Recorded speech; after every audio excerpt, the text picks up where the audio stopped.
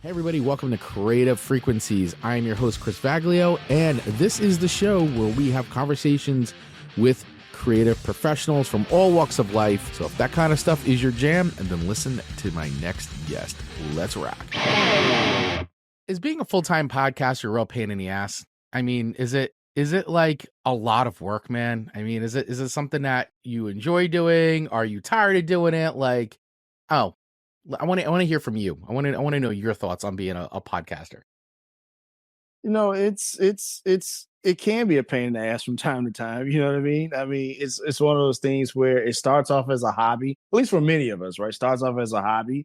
And then as you know, as monies and invoices and dollars start getting thrown around, start to become a little bit more intense, I guess, a little bit more stressful, I guess, right? But that's like anything else, right? But I love doing it, been doing it for 8 years now. And yeah, I wouldn't trade it for anything in the world. It's one of those things where it's funny because apparently in school I was like the quiet guy, even though I wasn't really quiet. Right. But now they see me on social media. It's like, man, you were totally different from where you were in school. Like, no, I was kind of the same. You just didn't really know me like that. But it is what it is, though. Yeah, I get that. I get that. I'm always one of those people that I think when people go, so what are you up to now? And I go, well, I'm doing coaching, consulting. I'll be like, oh, you still do the video thing? I'm like, no, I sold that business. I don't really do production anymore. But I also do a couple podcasts. They're like, podcasts? Like, about what? And I'm like, I don't know. I do one where I talk to creators, and I do another one where I, hang out with my friend and we talk about music. I mean, it's kind of it. They're like, man, you're doing a podcast? I had no idea. And it's always so funny when people are like, you tell me to do a podcast, and it's always like, you do a podcast? Like, I don't know. Sometimes I get that reaction, and it's like, yeah, I mean, I used to do radio back in the day. So I feel like doing podcasting itself was something that I don't know, it seemed like easy to get into. And I actually For didn't even sure. get into podcasting until like I think it was like 2013 or something, when my Hmm. my friend Victor approached me about doing a show together, Galaxy of Geeks. But like, yeah, it's one of those things where once again, how you just said, kind of start as a hobby. Like, oh, I'm just gonna do it. I'm gonna do it. And then before you know it, you're doing shows, like not just a show, but shows. And then Right.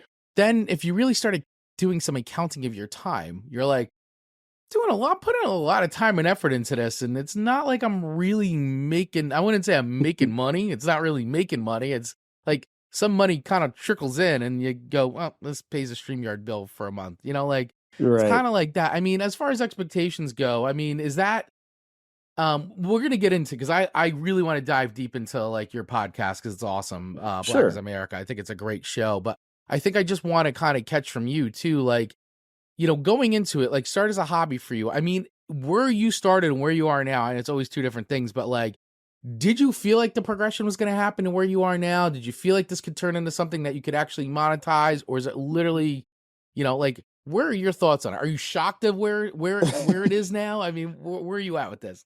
It's a bit of a mixed bag, if I can be honest with you, Chris, Yeah. because it's one of those things where it's like, if you do a thing and you keep doing a thing for a while, clearly things are going to happen, Right. right? Like, some type of success, some type of notoriety or whatever.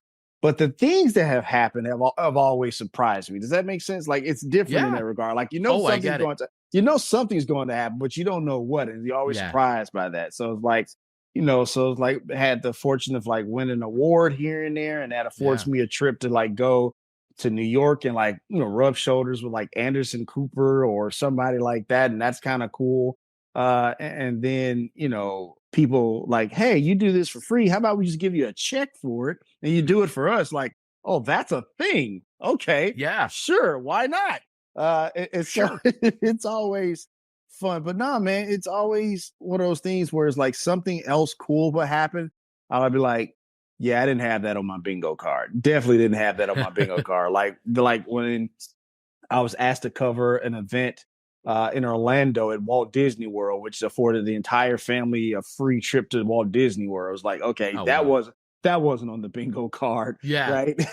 Or to, hey, here's an award ceremony. It's in Los Angeles and it's right across the street from the Staples Center. Hey, yep, that wasn't on the bingo card either. So it's like, you do a thing, and after a while, that thing is going to yield things, but you're always surprised by the things those things yield. If that makes any sense. 100% sense. And that I agree with that because I've always said, even when I started doing my coaching thing, I was like, I don't know where this is gonna go. Like, Right. honestly, I don't know if I'm gonna keep doing this full time, or I all I know is that I have to do something, because doing something is the thing that is the trigger event that then can lead to other opportunities that you could never imagine, because you just don't. I mean, it's just going to happen because but you have to put something into motion for something to happen. Like, I 100%. think that's just the laws of the universe, man. Like, you have to do one thing for something else to give. And while you can't predict where it's going to go, and then the choice is up to you. Like, is that an opportunity I want to do, or is it something that, not really worth my time or effort or something? But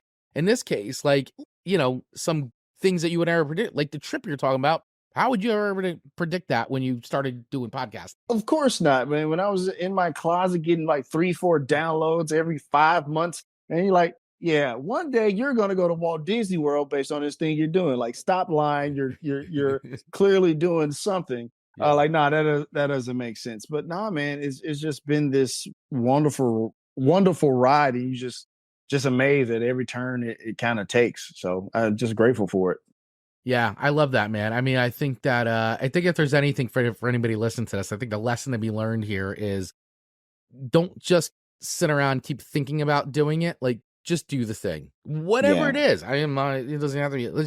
Just do the thing, because you Right. just don't know where that road's going to lead. But you gotta at least get on the road. You can't stay, pulled off to the side forever. For You gotta sure. just start do it. So Absolutely. I love that, man. So I want to dive into the podcast a bit. Yeah. Black is America. I've listened to I'd say maybe the last 3 episodes are the ones that I've caught up with the most. And Yeah. I've got my opinion of the show, which I think is really cool. But and I hope everybody here who's listening goes and checks it out. So definitely use the links in the notes and all that, because I really think that after they hear they're going to be really interested in hearing this show. But so I'm going to ask you like the standard question, but like, seriously though, what inspired you to do this? Um, because to me, I hear it, and the stories you tell on the show sound so personal, right? And I think that for me, that's the thing I latch on the most, because the Yes. way you're telling the stories makes it almost sound like you were there. Like, that's my perspective. Seriously, like, but that's how captivated I am by the stories that you tell and the way you tell it. So talk to me about it. Why did you decide to start it, and the style too, that you even decide this narrative style that you present on the show? Sure. So one of the things I wanted to do was to kind of switch my podcasting format style up, if you will. And so, as you know, many podcasts are like what we're doing today. It's kind of Yeah. like that interview back and forth style of show. But I knew when the pandemic kind of happened and a lot of people were going to get into podcasting, that I wanted to kind of stand out, because I knew the market would flood with more and more podcasts. I was like, what am I going to do to Yeah. really stick out and do this thing? And so, nonfiction narrative. And so, if you're familiar with like This American Life and New York Hmm. Times The Daily and stuff like that, those styles of show are the ones that get like the critical acclaim, and they have Yeah. like 20, 25 people working on an episode, and they got Yes. a whole All these research. giant teams. Exactly, right? Like in a whole research department, and that could be kind of daunting when it's like just kind Right. of you and your wife doing this thing. It's like, Yeah. okay, sure, right? But I wanted to do the show also because we often hear about affirmation, and in the Black community, we often don't see a lot of people who look like me and my wife be portrayed in certain ways in media and stuff like that. And so we wanted to help tell the story that, like, listen, Black Americans, just like anybody else, have helped to write the story of this country, and here are the stories that kind of lead to that. And I appreciate you saying that they sound very personal, because in one aspect they are, right. Right. It's me giving something to 10-year-old Dominic, 8-year-old Dominic, that I didn't have before, right? That's cool. But also at the same time, I try to make it personal due from the research in that regard. So Mhm. I really try to be very granular and microscopic with the research. So because I could read a New York Times article and have a pretty a pretty broad view of Right. the story I want to tell. All right. But I want to get more deeper and granular. So I want to hear, what were they like as a kid? Right? Were they a straight A student? Were they a knucklehead? Right? Yeah. Were they, a the youngest of 10 or the oldest of 5? Right. Right? Because I think that helps formulate the story to who these people are. So that way, by the time you hear the end of a story or in the episode, you're rooting for this person. You're either rooting for this person to be, to be the hero, or you're rooting for somebody else to get their comeuppance, right? Yeah. So you build that investment over time.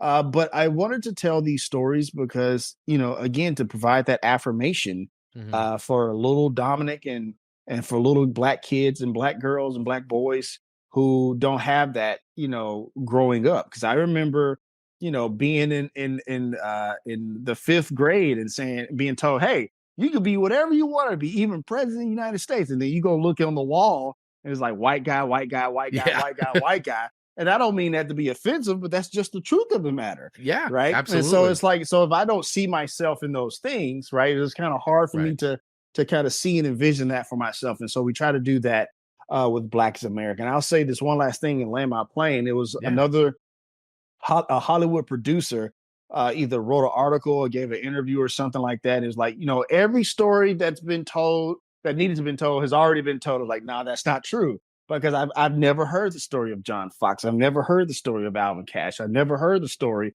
of Wendell Scott. I've never heard these stories. Right. Right. So it's one of those things where, like, no, there's so many more stories to be told. And so I think it's kind of important, even from the people who come from my culture. It's important for me to tell these stories. So Yeah, I would say I think in the history of mankind, for as long as people have been walking the earth, I don't think every story's been never told. right, you know, right. and most of them honestly have just been forgotten with time because of just time. It It, sounds like that. Like I remember somebody saying, like, I think around the first World's Fair, like every invention that's been made has already been made. They're like, no, that's not true. We need more stuff, right? And then here comes the microwave. Here comes the yeah. all this other stuff. So it's just one of those deals.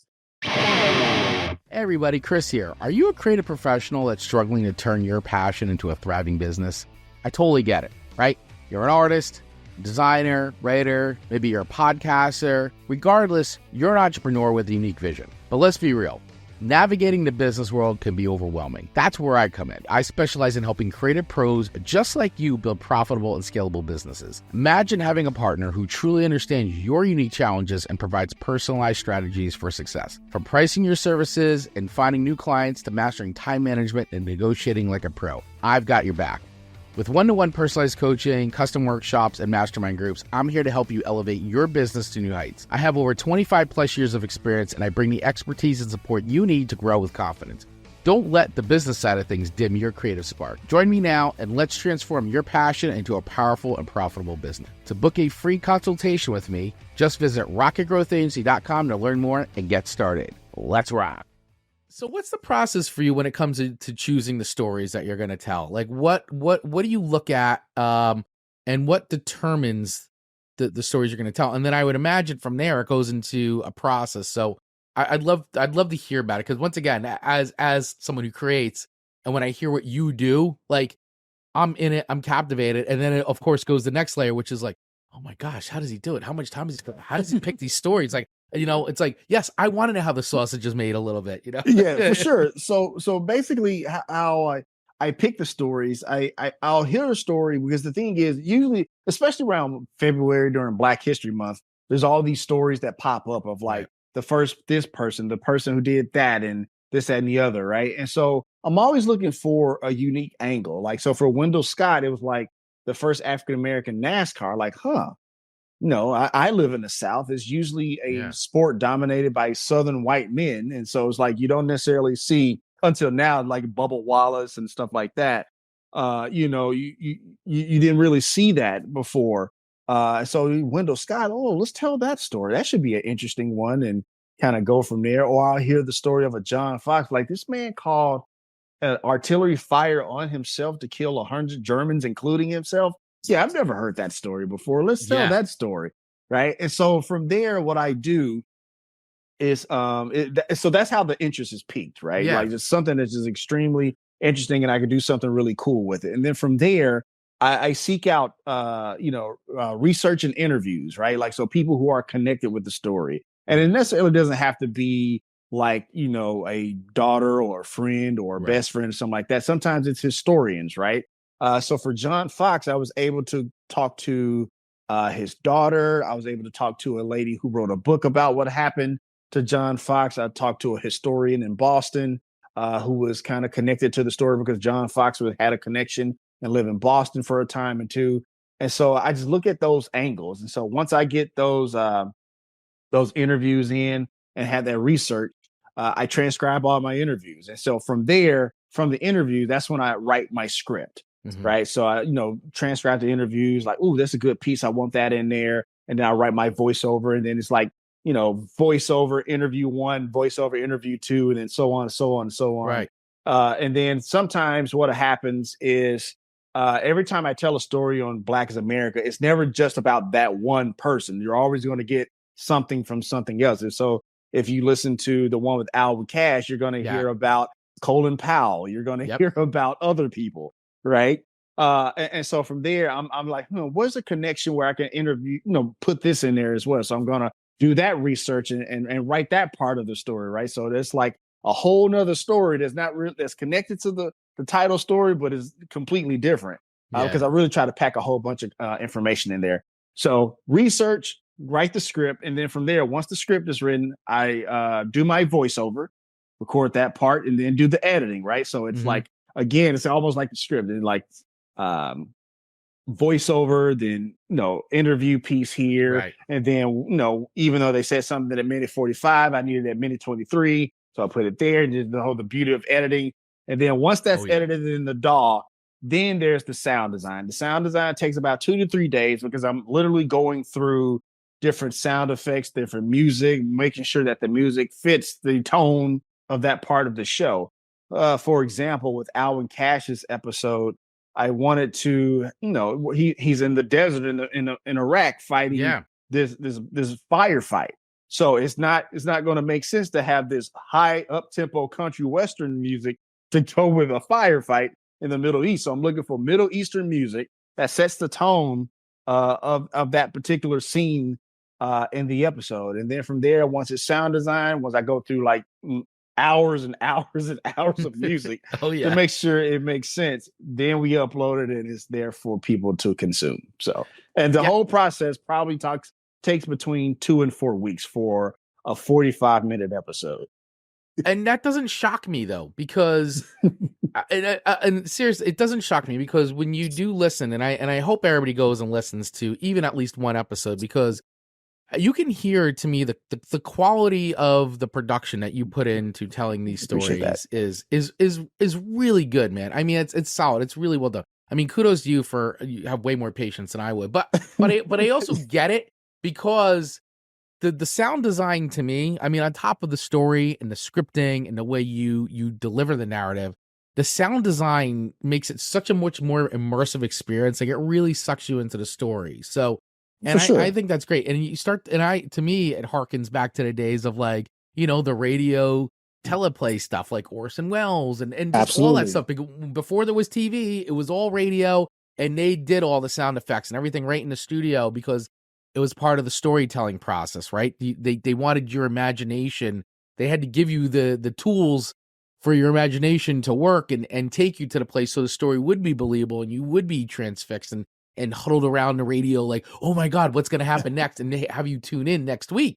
And I Absolutely. like that. And this is why I know, and I have to know that you have a production background. So, but I love how you've made that, you've taken what you've learned from a production aspect and brought it into this, and you've made that connection. And I think that really, really shows. And I like that. Like, I hear that stuff and I'm like, man, this is like, definitely wants me to take my game up a notch from a creative standpoint. But Well, I, it's funny. It's funny yeah, you mentioned that really quickly. I yeah, went in and listened to War of the World. You referred to Orson Welles sure. and stuff like that. And before I did the first episode of John Fox, the All American Hero, I literally put on Saving Private Ryan, Mm, right? And I turned the sound all the way up because if you watch Saving Private Ryan, the first 20 minutes is just like and an all out just hell. yeah, It's it's just literally hell. shock and awe. Right, 100%, right?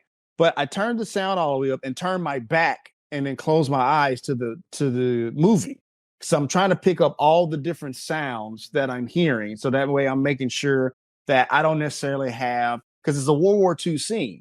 And I Right, don't want to have an M1 Garand when I should have something else for World War II, which is more so, in World War One, right? So right. I'm trying to make sure I'm having those right sounds. So it's one of those things where it's a labor of love, but definitely people have gravitated towards it and appreciate it. So Yeah, 100%, man. And I think that too, I think just being able to present these stories in that way, where it is the very storytelling effect with the sound design and all that, I think really makes the story stick with you. I mean, it makes you pay attention, at least for me, because I'm such a, it stimulates all the senses. So I'm like, I am like locked in. And I think that's a great move by your part to put out a product like that, because it does appreciate speak that. to the quality, but I think it also helps to make you pay attention to the story a little bit closer. And yeah, it makes it different than just like, what we're doing now, like two talking heads going back and forth, answering questions, having a conversation. Nothing wrong with that. I mean, Not at but all.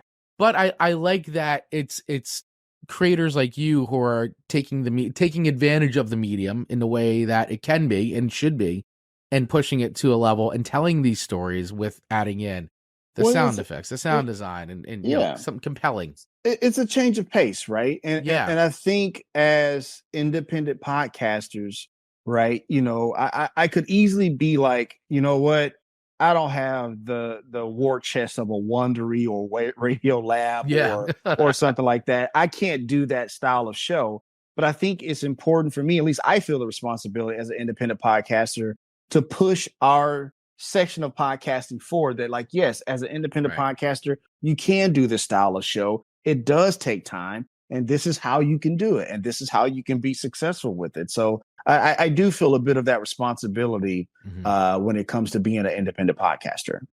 Yeah, and I think you hit the nail on the head with that. I think it's totally true. I mean, listen, if you're going to be out there creating and creating a product for people to, take listen to and learn from, I think the best is to put your best foot forward on that, so that way it is memorable and it's something that, they're learning, but they're entertained as well. I mean, people want to listen to Oh yeah, for sure. different podcasts because that's something they're interested in. They're looking for something different to like listen to, stimulate them, get them thinking, like, and there's literally a podcast for every person out there. So, It's true. why not take advantage of it in the style that you're doing? So Absolutely.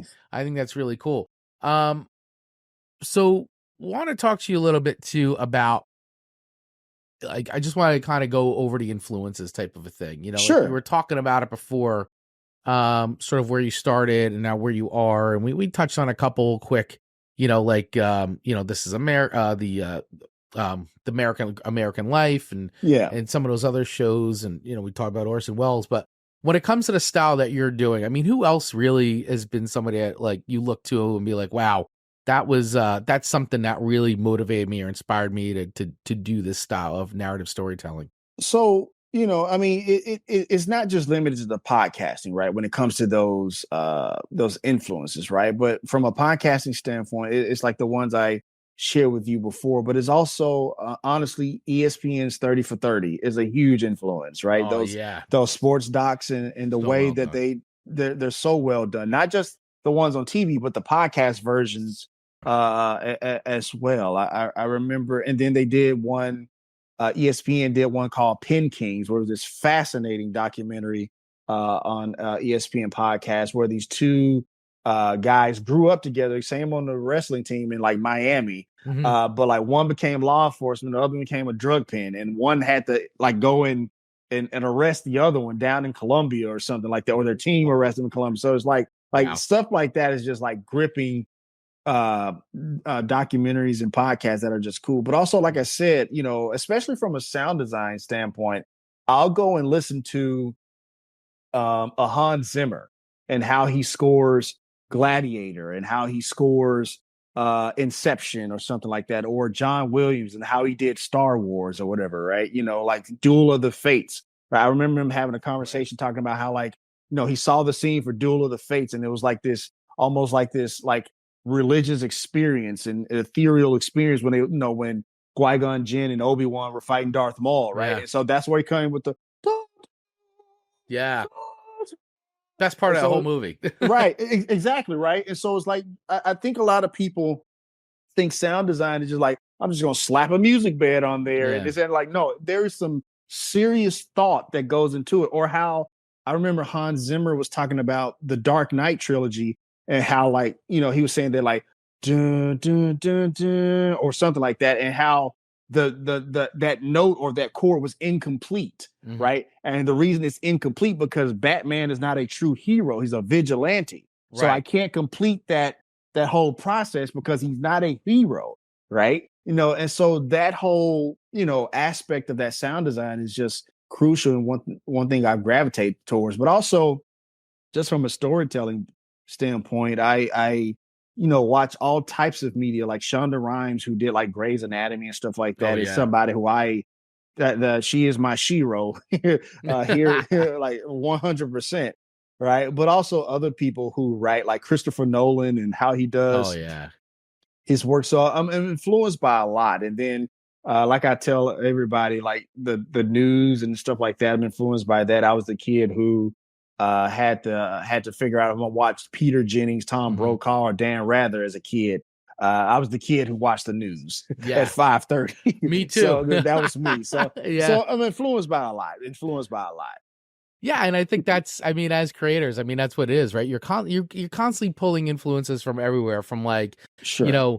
things you see outside of nature to a comic book to a picture to an album to, I mean, pretty much everything, right? You get that one Absolutely. thing. Like I think about throughout the course of the day, like so many things that I'll see and it like just creates a spark. And I feel like it's so random sometimes, but I'm like, I don't know, for whatever reason, I needed to see that, hear it, smell it, taste it, like for whatever reason. But that was the thing that sort of unlocked like the next idea that I had. It's Absolutely. it's amazing how that happens. I'm actually working on a new mental health podcast that's going to come out next year on May 7th. And a big influence of how I'm going to do it came from watching Ghost Rider from back in the day on Yeah. PBS. Yes. Right. Right. So Yeah. again, like to your point, like you're just always amazed about how things you don't really think about are going to No. influence you from time to time. Yeah. 100%, man. 100%. It's wild how that happens. Absolutely.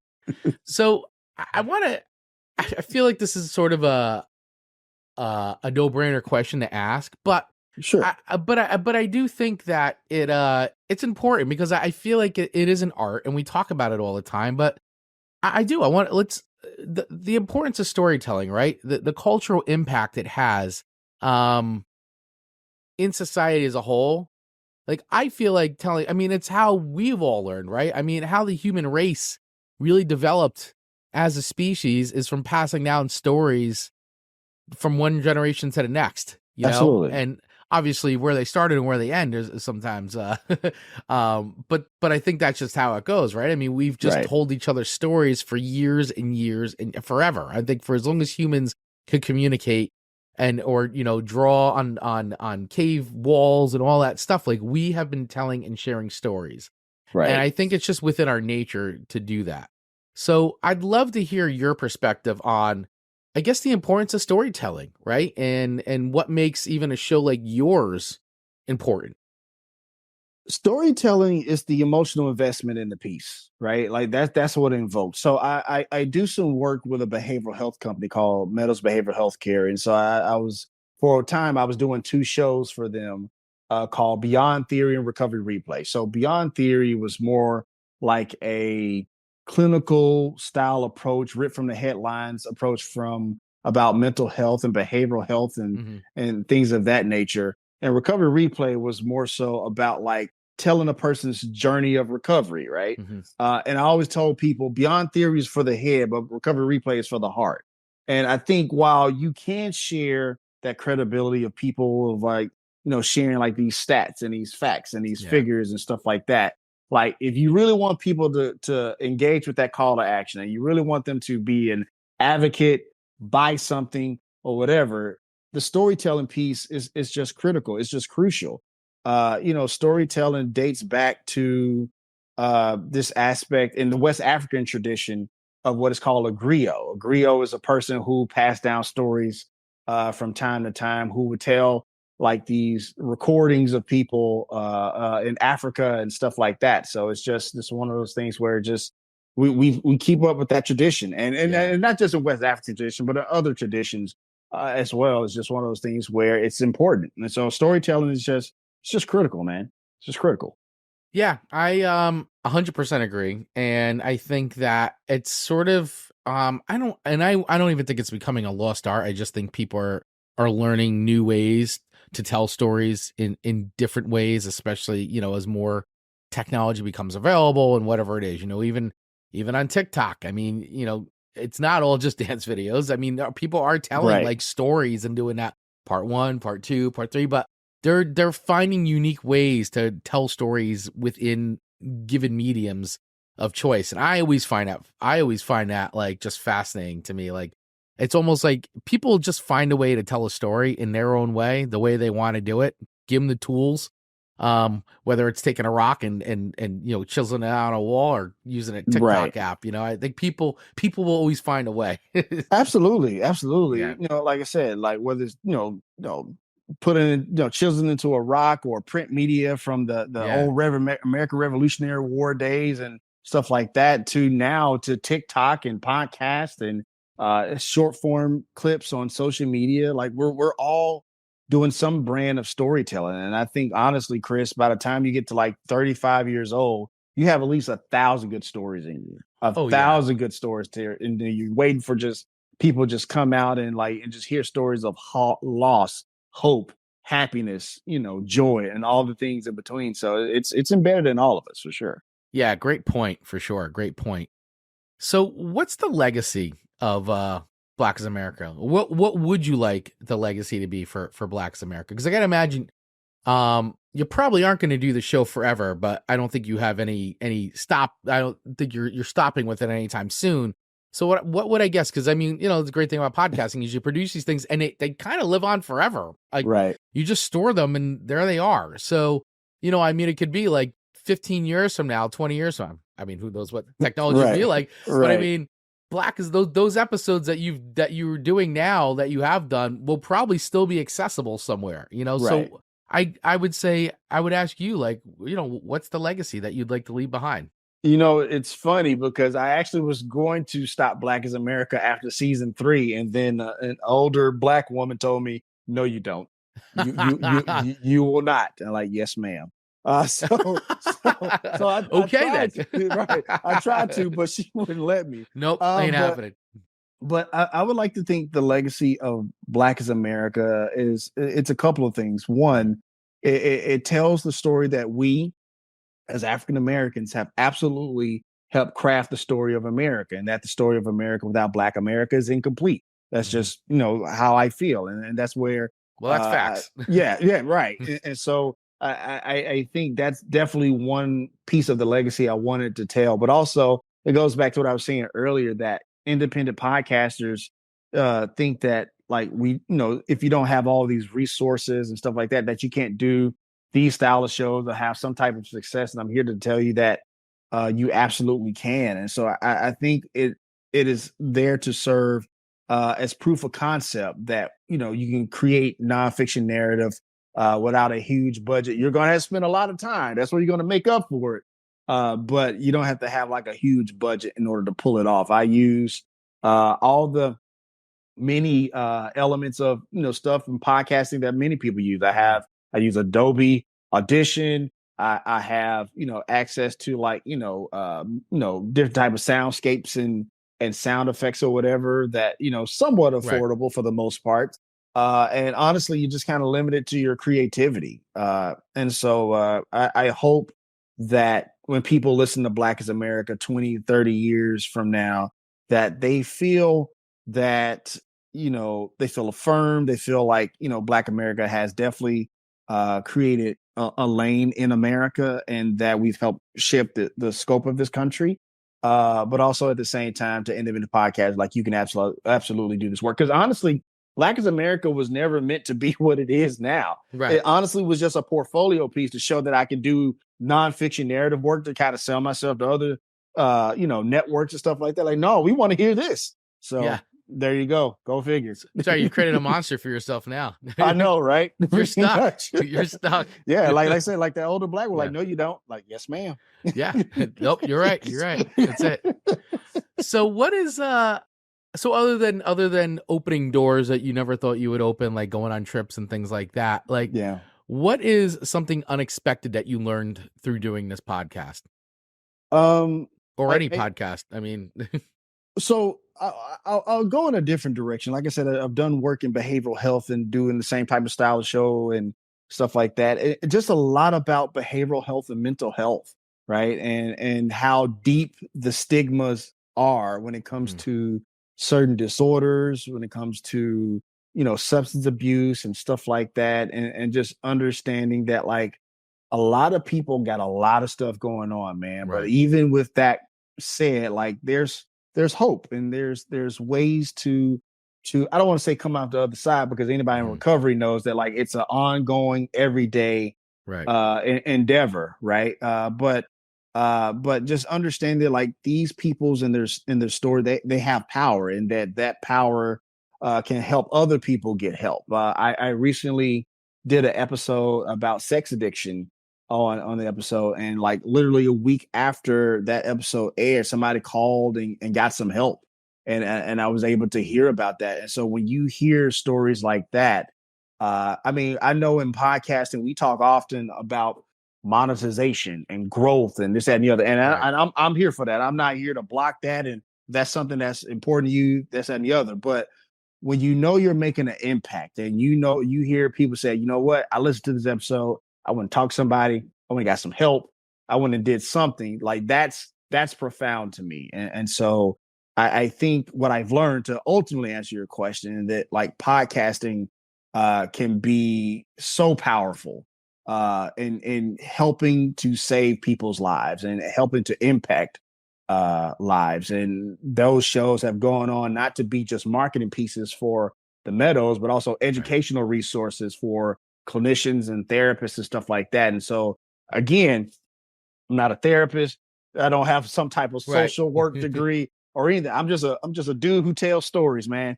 But apparently those stories are beneficial in a industry that I really didn't have a background in before I started. So it's just the power of podcasting, man. Yeah, power podcasting, power storytelling. There you go. Yeah. Man. I love that. I love that. That was beautiful. Thanks for sharing that.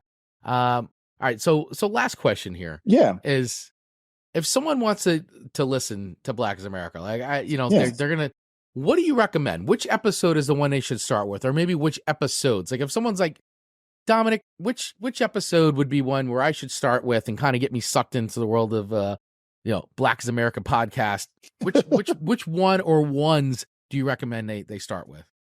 So I'll go with the episode of Tom Lee. So Tom Lee was an African American riverboat worker who went and saved 32 people from a steamboat that was sinking. Right?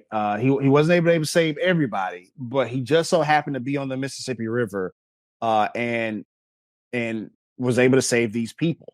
And not only did he save them, like taking his speedboat, going back and forth to putting people in the boat, take them to the shore, going back, this, that, and the other. Right. He also, built a fire to keep them warm, because in the mind, in that instant, he knew that hypothermia was going to be an issue. And this is also a personal story because it takes place near my hometown in Memphis, Tennessee. Right. And so I would tell people to listen to Tom Lee for Black is America. Tom Lee, the All-American Hero. Yeah, that's the one. That.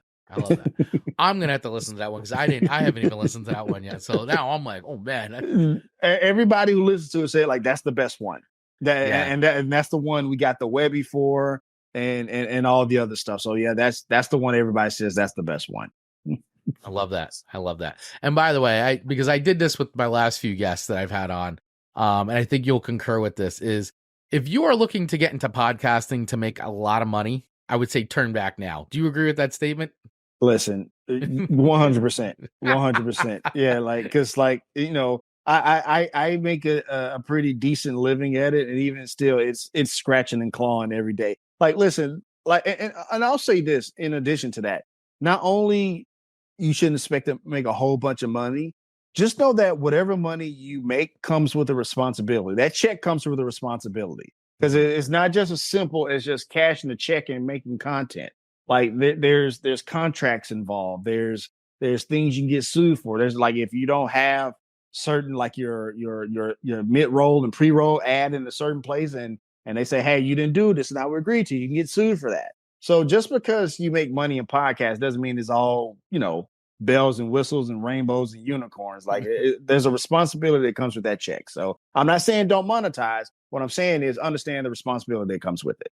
Yeah, great point. I love that. I love that. It is very good because I don't think podcasters or I'm just gonna say creators overall, I'm not going to, that they understand that when you get into the real business of business, that yes, there's things that have to be done. And as you said, and I like how you said it, there with that check, with that money, there's responsibility. And Right. it's time to start adulting. 100%. That's why I'm saying at the top of the show, like, listen, it can be stressful. Like at first it's like cool, like, yeah, we're making podcasts and this and the other. And I swear sometimes as much as I love it, I swear I wish all thing I'm doing is podcast. Like there's appearances, there's this, there's that, there's other stuff. And so a lot comes with it. A lot comes with that check.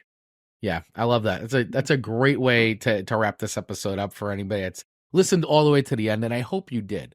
So, Dominic, let everybody know right now, and of course, we'll have the links in our notes and all that, but let everybody know, where can they check out Black is America?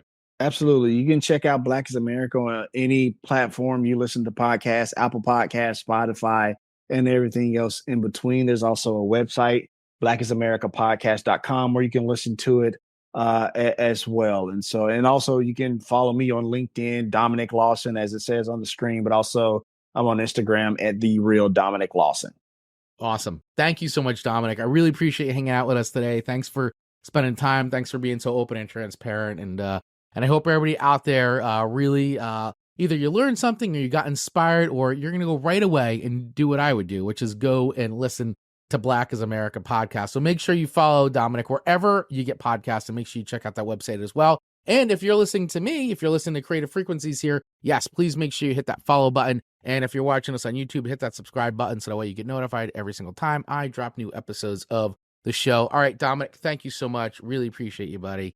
Thank you so much. And for everybody out there, thank you for watching, and always remember to rock it. Yeah.